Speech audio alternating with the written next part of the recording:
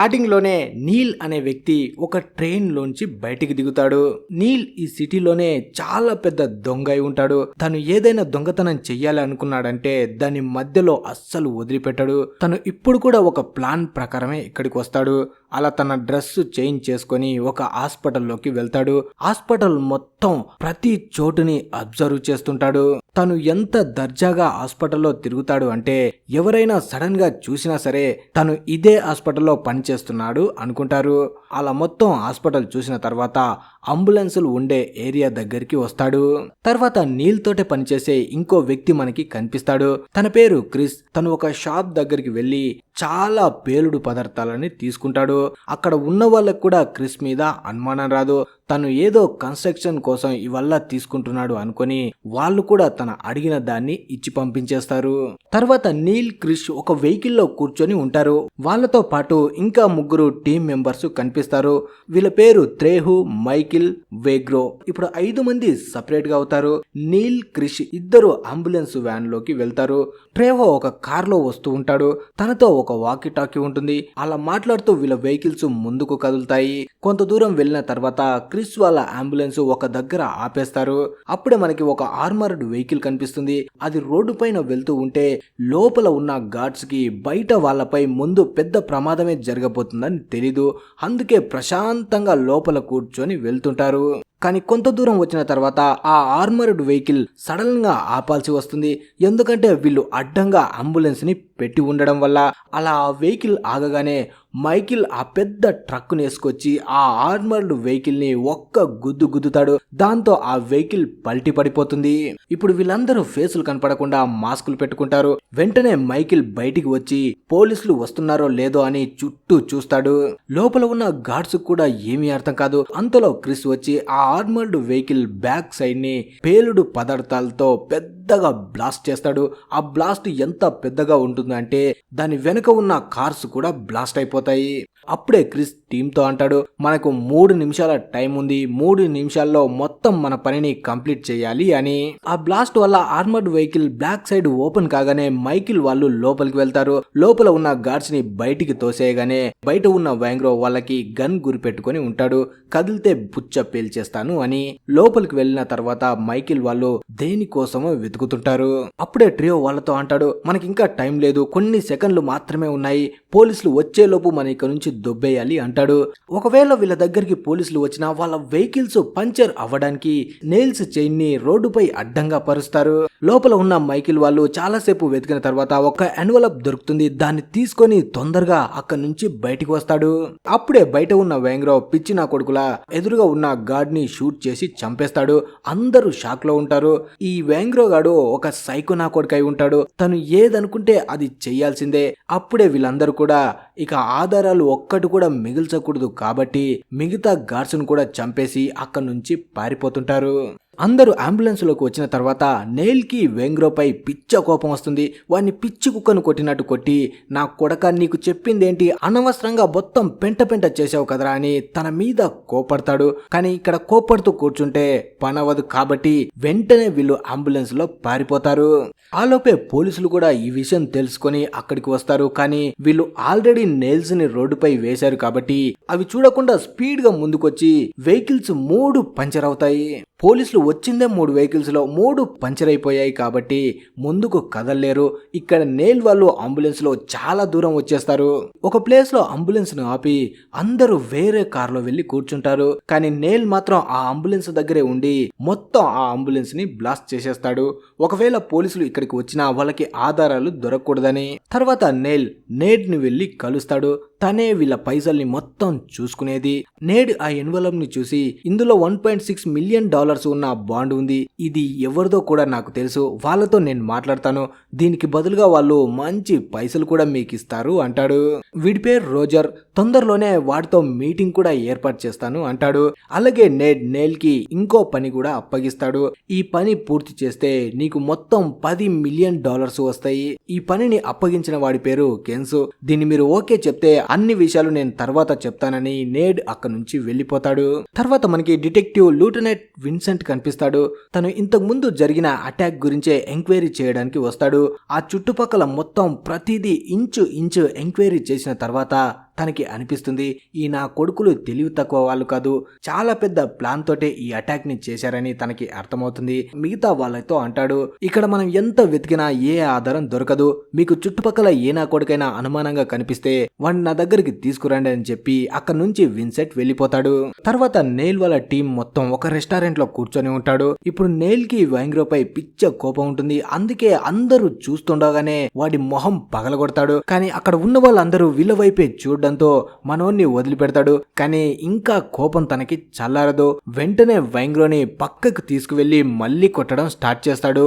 ఈ నా కొడుకు గార్డ్స్ ని చంపకపోయి ఉంటే పోలీసులు తొందరగా విడిచిపెట్టేవాళ్ళు. ఇప్పుడు పోలీసులు అస్సలు వదిలిపెట్టరు ఈ కేసుని, మనని పట్టుకునే వరకు వెంట పడుతూనే ఉంటారు అని నెయిల్ కి చాలా కోపం వస్తుంది. అసలు అక్కడ గార్డ్ ని చంపాల్సిన అవసరమే లేదు, ఈ నా కొడుకు చంపాడు కాబట్టి మిగతా వాళ్ళని కూడా మేం చంపాల్సి వచ్చింది అని కోపంతో వైంగ్రోని చంపడానికి ప్లాన్ వేసి గన్ని బయటికి తీస్తాడు. కానీ అప్పుడే అక్కడికి ఒక పోలీస్ వ్యాన్ వస్తుంది. పోలీసులను చూసి నెయిల్ ఆగిపోతాడు. పోలీస్ కారు వెళ్లిపోయిన తర్వాత మళ్ళీ వైంగ్రో వైపు చూస్తే వైంగ్రో అక్కడ నుంచి పారిపోయి ఉంటాడు.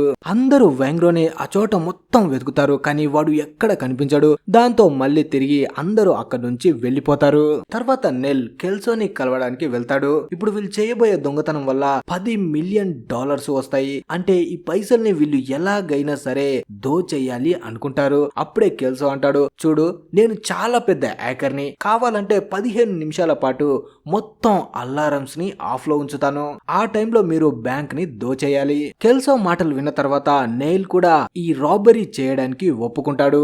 తర్వాత నెయిల్ ఇంటికి వస్తే క్రిస్ తన ఇంట్లోనే పడుకొని కనిపిస్తాడు. అప్పుడే నెయిల్ క్రిస్ వైఫ్ షార్లెట్ కి కాల్ చేసి మాట్లాడతాడు. నువ్వేమైనా కొంపదులు వెళ్ళిపోయావా, నీ మొగుడు నా కొంపలో వచ్చి పడుకున్నాడని చెప్తాడు. నిన్న నైటే క్రిస్ కి షార్లెట్ కి మధ్య గొడవ జరుగుతుంది. క్రిస్ మ్యారేజ్ లైఫ్ కూడా అంత సాఫీగా ఉండదు. చాలా ప్రాబ్లమ్స్ వల్ల ఇద్దరు ఎప్పుడు గొడవ పడుతూనే ఉంటారు. అప్పుడే నెయిల్ నువ్వేమైనా ఆ పిల్లని మోసం చేస్తున్నావా అని అడుగుతాడు. దానికి క్రిస్ నేను అస్సలు తనని మోసం చేయలేదని చెప్తాడు. తర్వాత నెయిల్ రోజర్ కి కాల్ చేస్తాడు. నెయిల్ వాళ్ళు ఇంతకు ముందు ఆ ట్రక్ లో నుంచి దొబ్బేసిన ఎన్వలప్ వీడిదే అయి ఉంటుంది. వాడితో మాట్లాడి ఒక మీటింగ్ ని ఏర్పాటు చేయి, అది నీకు ఇచ్చి మేము పైసల్ని తీసుకువెళ్తాం అని చెప్తాడు. అలా రోజర్ తో ఫోన్ మాట్లాడుతూ ఉన్నప్పుడే ఎదురుగా ఉన్న హోటల్లో షార్లెట్ ఇంకో వ్యక్తితో కనిపిస్తుంది. వెంటనే కోపంతో నెయిల్ షార్లెట్ దగ్గరికి వెళ్లి తనని గోడకేసి అదిమి పట్టి నువ్విలా చేయడం చాలా పెద్ద తప్పు, క్రిష్ కి ఇంకొక అవకాశం ఇవ్వు, ఇప్పుడు మేము చేయబోయే పని వల్ల చాలా పైసలు వస్తాయి, ఆ పైసల్ని కూడా ఆ నా కొడుకు ఖర్చు చేశాడని తెలిస్తే నేనే వాడిని చంపేస్తాను, ఒక్క అవకాశం వాడికి ఇవ్వు అంటాడు. దానికి షార్లెట్ కూడా ఒప్పుకుంటుంది. తర్వాత ఇక్కడ కొరియా టౌన్ లో విన్సెంట్ ఒక క్లబ్ లోకి వెళ్తాడు నెయిల్ వాళ్ళ గురించి తెలుసుకోవడం కోసం. అక్కడే తనకి ఒక వ్యక్తి ద్వారా సిటీలో ఒకడు చాలా పెద్ద పెద్ద దొంగతనాలు చేస్తాడు, వాడి నిక్ నేమ్ స్లిక్ అని విన్సెంట్ కి చెప్తాడు. స్లిక్ అన్న పేరు వినగానే మనోడికి ఏదో గుర్తుకు వస్తుంది. వెంటనే తన టీం కి కాల్ చేసి ఈ విషయం గురించి చెప్పేస్తాడు. తర్వాత నెయిల్ రోజర్ పంపించిన వ్యక్తిని కలవడానికి ఒక సీక్రెట్ ప్లేస్ కి వెళ్తాడు. అక్కడ ఇద్దరు కార్ లో కూర్చొనే మాట్లాడుకుంటూ ఉన్నప్పుడు సడన్ గా ఒక వ్యక్తి నెయిల్ ని షూట్ చేయడం కోసం వస్తాడు. కానీ దూరం నుంచి ఇదంతా చూస్తున్న క్రిస్ వెంటనే నెయిల్ కి ఇన్ఫర్మేషన్ ఇస్తాడు. నెయిల్ కార్ ని వెనక్కి తిప్పగానే చంపడానికి వచ్చిన వాడు ఆ కార్ తగిలి తనకి గాయాలవుతాయి. అప్పుడే నెయిల్ కార్ ని స్పీడ్ గా ముందుకు పోనిస్తాడు. కానీ చంపడానికి వచ్చిన వాళ్ళు నాన్ స్టాప్ గా కార్ మీద షూట్ చేస్తూ ఉంటే దూరం నుంచి క్రిష్ కూడా వాడిని షూట్ చేస్తూ ఉంటాడు. అదే టైంలో రోజర్ పంపించిన వాళ్ళు అక్కడ నుంచి తప్పించుకొని పారిపోతారు. నెయిల్ ని చంపడానికి వచ్చిన వాడు మాత్రం అంత గాయం అయినా సరే ఇంకా నెయిల్ పై షూట్ చేస్తూనే ఉంటాడు. కానీ నెయిల్ స్పీడ్ గా కార్ తో వచ్చి వాడిని గుద్ది చంపేస్తాడు.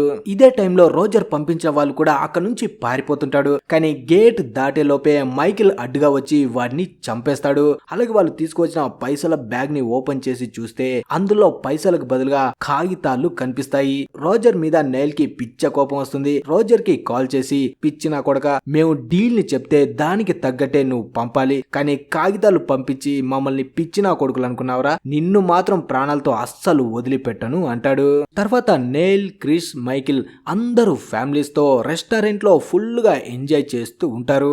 దూరం నుంచి పోలీసులు మొత్తం వాళ్ళని అబ్జర్వ్ చేస్తూ ఉంటారు. క్రిస్, మైకిల్ వాళ్ళకి ముందు నుంచే తెలుసు, ఎందుకంటే పాత కేసుల్లో పరిచయం ఉంది కాబట్టి. కానీ నెయిల్ అనేవాడు మాత్రం వీళ్ళకి కొత్త. తర్వాత వైంగ్రో ఒక అమ్మాయితో హోటల్ రూమ్ లో కనిపిస్తాడు. పని పూర్తయిన వెంటనే మనోడు అసలు రూపంలోకి వస్తాడు.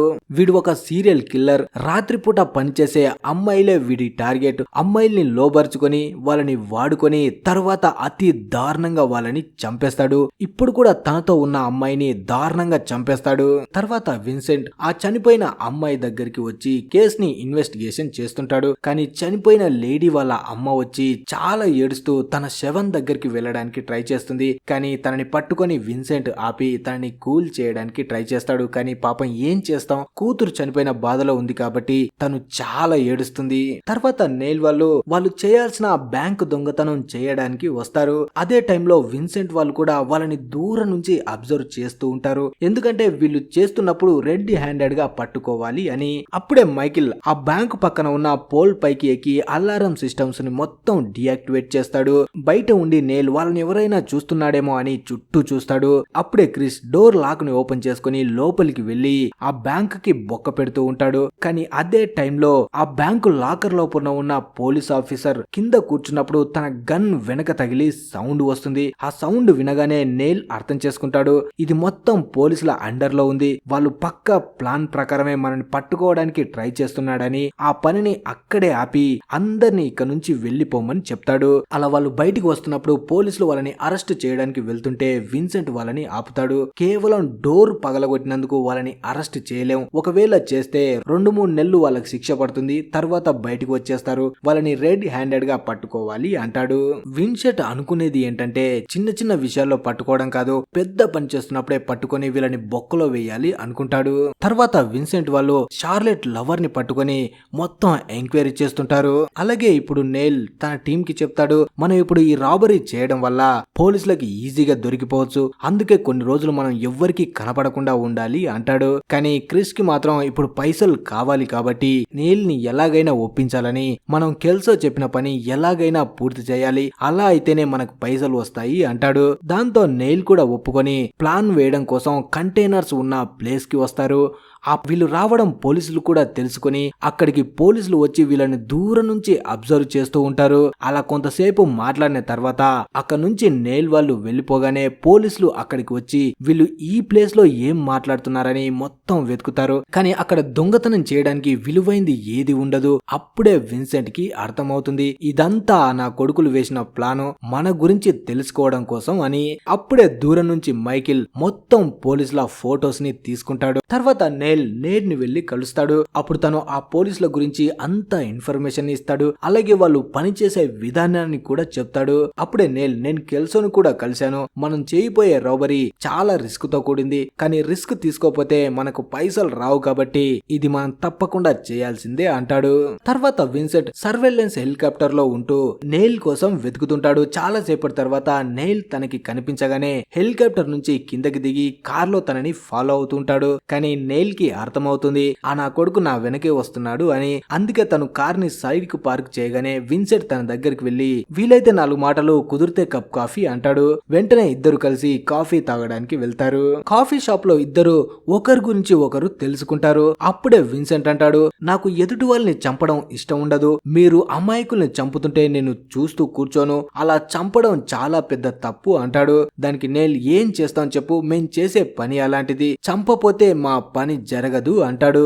తర్వాత ఇక్కడ వెంగ్రోకి తెలిసిపోతుంది నెయిల్ వాళ్ళు ఆ 10 మిలియన్స్ ని దొంగిలించబోతున్నారు అని. తను వెంటనే రోజర్ దగ్గరికి వెళ్లి, నా దగ్గర ఒక ఇన్ఫర్మేషన్ ఉంది, ఆ ఇన్ఫర్మేషన్ నీకు చాలా ఇష్టమైంది, ఇవ్వాలంటే నాకు ఒక పని చేసి పెట్టాలి అంటాడు. తర్వాత ట్రేయో నెయిల్ కి కాల్ చేసి చెప్తాడు, నా వెనక పోలీసులు పడుతున్నారు, నన్ను ఎప్పుడైనా సరే వాళ్ళు అరెస్ట్ చేయొచ్చు అంటాడు. కానీ నెయిల్ తనకి ఐడియా ఇస్తాడు, వాళ్ళని ఎలా కన్ఫ్యూజ్ చేసి తప్పించుకోవాలో అని. ఫోన్ కట్ చేసిన తర్వాత నెయిల్ క్రిస్ తో అంటాడు, ట్రేయో మన ప్లాన్ లోకి రాలేకపోతున్నాడు, మనకిప్పుడు కొత్త డ్రైవర్ కావాలి అని ఇంకొకటి దగ్గరికి వెళ్తారు. ఇతని పేరు డొనాల్డ్. అలా నెయిల్ తనని మాకు డ్రైవర్ గా ఉండమని అడగగానే డొనాల్డ్ కూడా ఒప్పుకుంటాడు. తర్వాత రోజర్ మనుషులు ట్రేయో దగ్గరికి వెళ్లి తనని బాగా టార్చర్ పెడతారు. తన కళ్ళ ముందే తన వైఫ్ ను కూడా చంపేస్తారు. ఇంకా తనని టార్చర్ పెడుతూ వాళ్ళ బ్యాంక్ ప్లాన్ గురించి తెలుసుకుంటాడు. అలా టార్చర్ ని తట్టుకోలేక ట్రేయో మొత్తం ప్లాన్ ని చెప్పేస్తాడు. ఆ ప్లాన్ ను విన్న తర్వాత రోజర్ మనిషి ఒకడు మళ్ళీ పోలీసులకి ఫోన్ చేసి ఇదంతా చెప్పేస్తాడు. తర్వాత మనకి బ్యాంక్ లో నేల్ ఇంకా క్రిష్ కనిపిస్తారు. ఇప్పుడు క్రిష్ పైసల్ని డిపాజిట్ చేస్తున్నట్టు ముందుకు వెళ్లి అక్కడ ఉన్న సెక్యూరిటీని పిచ్చ కొట్టుడు కొట్టి అందరికి గన్ చూపిస్తూ కింద పడుకోమని ఆర్డర్ వేస్తాడు. అప్పుడే నేల్ కూడా గన్ బయటికి తీసి అక్కడ ఉన్న మేనేజర్ ని కొట్టి వాల్ట్ కీని తీసుకుంటాడు. వెంటనే క్రిష్ వాల్ట్ లోపలికి వెళ్లి మొత్తం పైసల్ని సర్దేస్తాడు. వీళ్ళ దగ్గర పెద్ద బ్యాగులు 3 ఉంటాయి. అన్నిట్లో పైసల్ని సమానంగా సర్దేస్తారు. ఆ పైసలు తీసుకుని వీళ్ళు బయటికి వస్తూ ఉంటే ఇక్కడ రోజర్ మనుషులు ఆల్రెడీ విన్సెంట్ కి కాల్ చేసి చెప్పి ఉంటారు నేల్ వాళ్ళు బ్యాంక్ దొంగతనం చేయబోతున్నారు అని. అందుకే విన్సెంట్ కూడా తన టీం ని తీసుకుని ఆ బ్యాంక్ దగ్గరికి వస్తుంటాడు. వాళ్ళు వచ్చే లోపే ముందుగా మైకిల్ బ్యాంక్ నుంచి బయటకు వచ్చి ఏమీ తెలియనట్టు కార్ లో కూర్చుంటాడు. తర్వాత నెయిల్ కూడా వచ్చి కార్ లో కూర్చుంటాడు. లాస్ట్ కి క్రిస్ వస్తూ ఉంటే తనకి వెనక ఉన్న పోలీసులు కనిపిస్తారు. చాలా మంది గన్స్ తో రెడీగా ఉంటారు. వెంటనే క్రిష్ గన్ తీసి వాళ్ళ మీద షూట్ చేస్తాడు. అక్కడ నుంచి పోలీసులు షూట్ చేస్తుంటారు. ఇద్దరి మధ్య ఫైరింగ్ జరుగుతుంది. ఈ ఫైరింగ్ లో విన్సెంట్ మనిషి ఒకడు తన కళ్ళ ముందే చనిపోతాడు. దాంతో మనోడి కోపం కట్టలు తెంచుకుంటుంది. నాన్ స్టాప్ గా నెయిల్ వాళ్ళపై షూట్ చేస్తాడు. క్రిష్ వాళ్ళు కార్ లో అక్కడ నుంచి తప్పించుకుంటారు. వీళ్ళు స్పీడ్ గా వెళ్తుంటారు. కానీ విన్సెంట్ వీళ్ళని అంత తేలిగ్గా వదిలిపెట్టాడు. వెంటనే మొత్తం పోలీసులు వీళ్ళని షూట్ చేస్తూ వెంట వస్తూ ఉంటారు. ముందుగా కార్ నడుపుతున్న డొనాల్డ్ ని షూట్ చేయగానే కార్ సడన్ గా ఆగిపోతుంది. వెంటనే వీళ్ళు కార్ దిగి అక్కడ నుంచి ముందుకు వెళ్తుంటారు. ఇప్పుడు ముగ్గురు ఒకే వైపు కాకుండా ముగ్గురు విడిపోయి వెళ్ళాలి అనుకుంటారు. అలా వెళ్తున్నప్పుడే పోలీసులు క్రిష్ ని షూట్ చేస్తారు. అది చూసిన నెయిల్ వెంటనే క్రిష్ దగ్గరకు వచ్చి తనకి హెల్ప్ చేస్తూ అక్కడ నుంచి తీసుకువెళ్తుంటాడు. కానీ వెనక నుంచి పోలీసులు నాన్ స్టాప్ గా వీళ్ళపై షూట్ చేస్తారు. అప్పుడే వెనక నుంచి విన్సెంట్ కూడా వస్తూ ఉంటాడు. కానీ నెయిల్ కి ముందు ఒక కారు కనిపించగానే క్రిష్ ని అందులోకి ఎక్కించి ఆ కార్ తీసుకొని అక్కడ నుంచి పారిపోతుంటాడు. ఇక్కడ మైకిల్ కూడా తప్పించుకొని పారిపోతుంటాడు. అలా కొంత దూరం వచ్చిన తర్వాత తనకి ఒక చిన్న అమ్మాయి కనిపిస్తుంది. వెంటనే ఆ అమ్మాయిని పట్టుకొని తనని అడ్డు పెట్టుకొని అక్కడ నుంచి తప్పించుకోవాలి అనుకుంటాడు. కానీ విన్సెంట్ గురి చూసి వాడి పుచ్చ పేల్చేస్తాడు. అలా మైకిల్ అక్కడే చనిపోతాడు. ఇక్కడ నెయిల్ క్రిష్ ని డాక్టర్ దగ్గరికి తీసుకువచ్చి తనకి ట్రీట్మెంట్ చేయిస్తుంటాడు. అలాగే డాక్టర్ తో అంటాడు నేను ఇప్పుడే తిరిగి వస్తాను, అప్పటి వరకు వీడిని మంచిగా చూసుకో అని. అక్కడ నుంచి ట్రేయో దగ్గరికి వస్తాడు. ఎందుకంటే వాడే ఈ ప్లాన్ ని లీక్ చేసి మొత్తాన్ని నాశనం చేశాడు అని వాడిని చంపడానికి వెళ్తాడు. కానీ అక్కడ గాయాలతో పడి ఉన్న ట్రేయోను చూసి వెంటనే పరిగెట్టుకుంటూ తన దగ్గరికి వస్తాడు. అప్పుడే ట్రేయో జరిగింది మొత్తం చెప్తాడు. రోజర్ వెంగ్రో ఇద్దరు కలిసి పనిచేస్తున్నారు. ఆనా కొడుకులే వచ్చి నన్ను టార్చర్ పెట్టి నా కళ్ళ ముందే నా భార్యని చంపి నిజాన్ని మొత్తం తెలుసుకున్నారు. అదంతా చెప్పి ట్రేయో చనిపోతాడు. ఇప్పుడు నెయిల్ కి వెంగ్రో మీద ఇంకా కోపం వస్తుంది. ముందుగా తను వెంగ్రోని కాకుండా రోజర్ ని లేపేయాలని వెంటనే రోజర్ ఉన్న దగ్గరికి వెళ్లి వాడి బాడీ మొత్తం బుల్లెట్స్ తో నింపేస్తాడు. అలా రోజర్ అక్కడే చనిపోతాడు. తర్వాత ఇక్కడ పోలీసులు షార్లెట్ దగ్గరికి వెళ్లి తనని భయపెడతారు. నీ మొగుడిని మాకు అప్పగించకపోతే నిన్ను కూడా బొక్కలో వేస్తాము అని. నీ మొగుడు నీ కోసం తప్పకుండా ఇప్పుడు వస్తాడు. వాడు వచ్చినప్పుడు ఏమీ చెప్పకుండా మాకు ఇన్ఫర్మేషన్ ఇవ్వు, మేము దాక్కుని ఉంటాం, వాడిని పట్టుకుంటాం అంటారు. షార్లెట్ కూడా దానికి ఒప్పుకుంటుంది. అలా కొంతసేపటి తర్వాత క్రిష్ కూడా అక్కడికి వస్తాడు. కానీ షార్లెట్ తన భర్తని కాపాడాలని దూరం నుంచే సిగ్నల్ చేసి క్రిష్ కి హింటిస్తుంది. ఇక్కడ పోలీసులు ఉన్నారు, పారిపో అని. వెంటనే క్రిష్ మళ్ళీ కార్ లో కూర్చొని అక్కడి నుంచి వెళ్లిపోతాడు. తర్వాత నెయిల్ తన గర్ల్ ఫ్రెండ్ దగ్గరికి వెళ్తాడు. తన గర్ల్ ఫ్రెండ్ ఇది మొత్తం వదిలేసి న్యూజిలాండ్ వెళ్లిపోయి కొత్త జీవితాన్ని గడపాలి అనుకుంటుంది. అందుకే ఇప్పుడు నెయిల్ కూడా తనకి ప్రామిస్ చేస్తాడు, మనం ఇప్పుడు వెంటనే న్యూజిలాండ్ కి వెళ్లిపోతున్నాం, అక్కడ వెళ్లి కొత్త జీవితాన్ని స్టార్ట్ చేద్దాం అంటాడు. అలా నెయిల్ తన గర్ల్ ఫ్రెండ్ తీసుకొని అక్కడ నుంచి వెళ్తూ ఉంటే అప్పుడే నేడ్ నీల్ కి కాల్ చేస్తాడు. వెంగ్రో ఒక హోటల్లో ఉన్నాడు. కాకపోతే అక్కడ పోలీసులు చాలా మంది ఉన్నారు. పోలీసులు మొత్తం వాడి మీదనే ఫోకస్ పెట్టారు. వాడి కోసం ఎవడైనా వస్తే పట్టుకోవాలి అని. కానీ నెయిల్ కి అదంతా అవసరం లేదు, వాడు చావడం మాత్రమే కావాలి. అందుకే వాడి పేరు వినగానే ఆ హోటల్ దగ్గరికి బయలుదేరుతాడు. అలా నెయిల్ ఆ హోటల్ దగ్గరికి వచ్చి వెంగ్రోకి టార్చర్ చూపించి దారుణంగా వాడిని చంపేస్తాడు. ఇప్పుడు పోలీసులకు కూడా తెలిసిపోతుంది నెయిల్ ఆ హోటల్ కి వచ్చాడని. విన్సెంట్ కూడా అక్కడికి వస్తాడు నెయిల్ ని పట్టుకోవడానికి. కానీ నెయిల్ మాత్రం ఏమీ తెలియనట్టు అక్కడ నుంచి వెళ్లిపోతూ ఉంటే విన్సెంట్ తనని చూసేస్తాడు. దాంతో నెయిల్ అక్కడ నుంచి పారిపోతాడు. విన్సెంట్ తన వెనక వస్తూ ఉంటాడు. కానీ తనకి దొరకకుండా ఎయిర్పోర్ట్ దగ్గరికి వస్తాడు. ఒకసారి నెయిల్ గన్ తో ఫైర్ చేస్తే ఇంకొకసారి విన్సెంట్ ఫైర్ చేస్తుంటాడు. కానీ తప్పించుకొని తను ఎయిర్పోర్ట్ లోపలికి వెళ్లిపోతాడు. విన్సెంట్ మాత్రం తన వదిలిపెట్టకుండా వెనకే వస్తుంటాడు. ఒక ప్లేస్ లో ఇద్దరు దాక్కుంటారు. సౌండ్ చేయకుండా ఉంటారు. ముందు ఎవడు బయటకు వచ్చినా షూట్ చేయాలి అని. కానీ కొంతసేపటి తర్వాత నెయిల్ షాడోని విన్సెంట్ చూసి తనని షూట్ చేస్తాడు. అలా నాన్ స్టాప్ గా బుల్లెట్స్ దిగగానే అక్కడే కింద పడిపోతాడు నెయిల్. అలా కింద పడిపోతున్నప్పుడు లాస్ట్ గా చెయ్యిని పైకి ఎత్తగానే విన్సెంట్ వచ్చి తన చెయ్యిని పట్టుకుంటాడు. విన్సెంట్ ఇప్పటి వరకు ఇలాంటి వ్యక్తిని చూసి ఉండడు. సేమ్ నాలాంటి వాడే నాలాగే ఆలోచిస్తాడని తను అనుకుంటాడు. నెయిల్ కూడా ఈ విషయం తెలుసు. ఇంతవరకు తనని ఎవ్వడు పట్టుకోలేకపోయాడు. మనోడు చాలా తెలివైనోడు కాబట్టే తనని పట్టుకున్నాడు అనుకుంటాడు. అలా కొంతసేపటికి నెయిల్ చనిపోగానే విన్సెంట్ తనని వదిలిపెట్టి అక్కడి నుంచి వెళ్ళిపోతాడు. ఇప్పుడు కేస్ క్లోజ్ అయిపోయింది. కానీ విన్సెంట్ సంతోషంగా ఉండడు. అలా ఈ మూవీ ముగుస్తుంది. మరి ఈ మూవీ మీకెలా అనిపించింది అనేది కింద కామెంట్ చేసి చెప్పండి. అలాగే వీడియో నచ్చితే లైక్, షేర్, సబ్స్క్రైబ్ తప్పకుండా చేయండి. Thanks for watching.